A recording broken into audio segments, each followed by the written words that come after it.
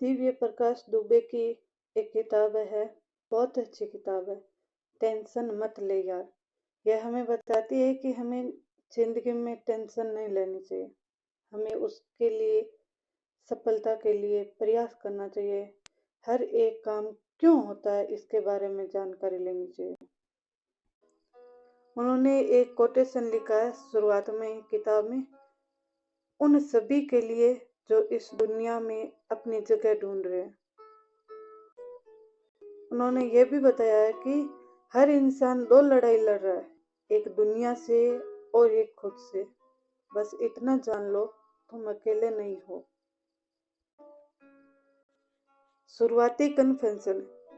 एक कन्फेशन से बात शुरू करता हूँ। मैं अब भी अक्सर अपने आप को अकेला, खोया हुआ, कंफ्यूज्ड पाता हूँ। और तब लगता है कि काश कोई दोस्त होता, कोई मोहल्ले के भैया या कोई ऑफिस का कलीग या किसी सफर में मिले हुए रैंडम सा यात्री मिलता जो बिना जज किए हुए, बिना ज्यादा सवाल जवाब या ज्ञान दिए प्यार से गले लगा के बोल देता कि टेंशन मत ले यार, सब ठीक हो जाएगा।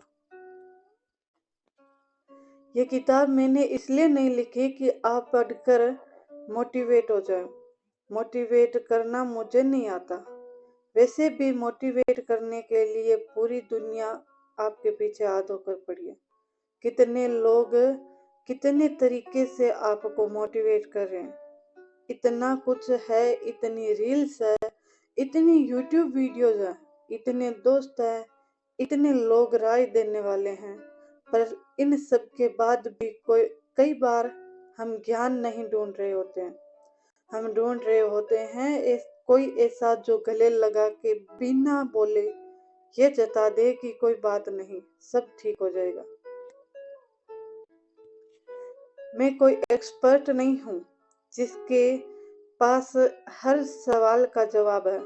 मैं भी अकेला, खोया हुआ और कंफ्यूज्ड हो रहा हूँ।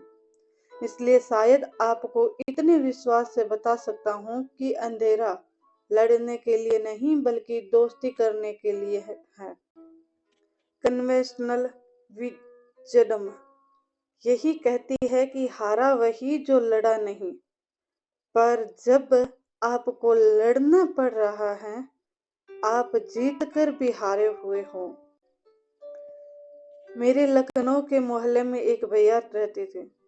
मैं जब परेशान होता तो उनके पास जाता, चाहे परेशानी छोटी हो या बड़ी। वो बड़ा ही कैजुअली गले लगाकर पीठ थपथपाकर बोलते, टेंशन मत ले यार, सब ठीक हो जाएगा।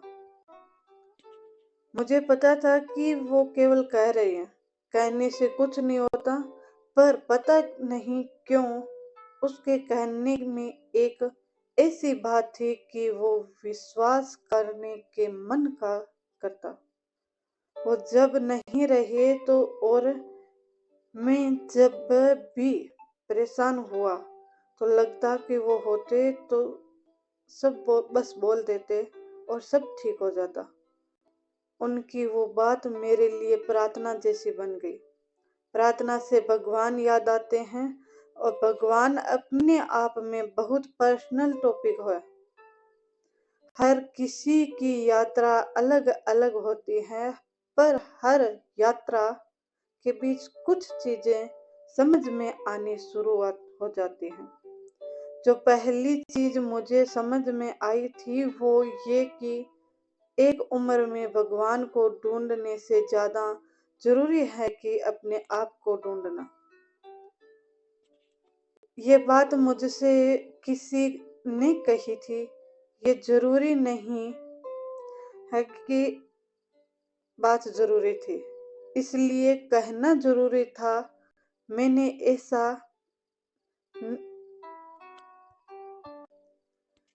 ऐसी न जाने कितनी बातें यूं ही बना दी है, जिनको किसी ने चाय की दुकान पर ऐसे ही कहा था, या बेचैनी से भटकते हुए कॉलेज के दिनों में रात भर बैठकर सुबह इंतजार सुबह का इंतजार करते हुए एक दोस्त ने दूसरे दोस्त की बात काटते हुए कहा था, हमें कई बार बात कह जाने के बाद समझ में आता कि अरे ये तो कुछ सही ही निकल गया। ऐसा न जाने कितनी बातें जो हो रही होती हैं तब समझ नहीं आती कि कितना जरूरी थी, उस बात के कई साल बाद समझ आती हैं। वैसी ही बातें के लिए जगह बनाने की कोशिश है। टेंशन मत ले यार।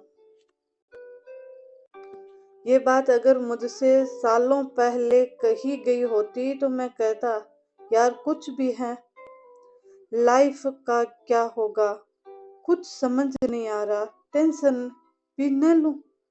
अब मेरे माथे पर बंदूक रखकर पूछो कि चलो दिव्य प्रकाश बताओ, अपने 17 साल के वर्जन से क्या एक बात तुम कहना चाहोगे? तो मैं बिना पल के झपकाए कहूंगा, टेंशन मत लो यार, सब ठीक हो जाएगा। हम सभी लोग रोज चलते हुए एक दिन अचानक जिंदगी का रास्ता भटक जाते हैं। कभी कभी नया रास्ता खोजते हुए गुम हो जाते हैं। मन में तमाम तरह के डाउट आते हैं कि हम सही रास्ते पर हैं या नहीं। उस समय ऐसा लगता है कि हमें एक अंधेरे कमरे में छोड़ दिया गया, जहां न उजाला न कोई उम्मीद।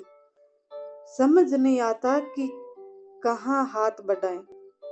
हम घबराहट से अंधेरे में टटोलते हैं कि कोई खिड़की दरवाजा मिले जिसे को हम खोल पाएं। और तभी अचानक हमें एक हाथ मिलता है। उम्मीद बनती है कि हम अकेले नहीं हैं। इस किताब को लिखने में कोशिश यही है कि मैं वो हाथ बन जाऊं जो पीठ थपथपाकर बोले, टेंशन मत ले यार, सब ठीक हो जाएगा। पर साई, इस बात की निशानी है कि उजाला है,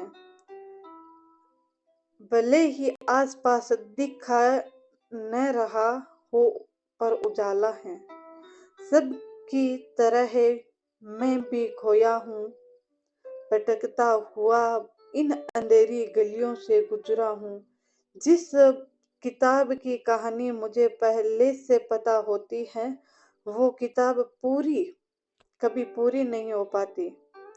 जो रास्ता पहले से पता होता है वो एक लंबे बोरिंग सफर पर ले जाते हैं।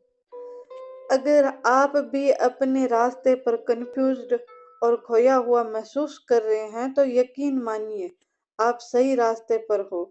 न हो या ना हो, लेकिन सही रास्ते तक पहुंच जाएंगे। इस प्रकार दिव्य प्रकाश द्विवेदी ने टेंशन मत ले यार कविता की शुरुआत की है। और इसके आगे हम कल के वीडियो में पढ़ेंगे अगला चैप्टर, ठीक न होना भी ठीक है। तो आगे के वीडियो के लिए हमें से जुड़े रहें।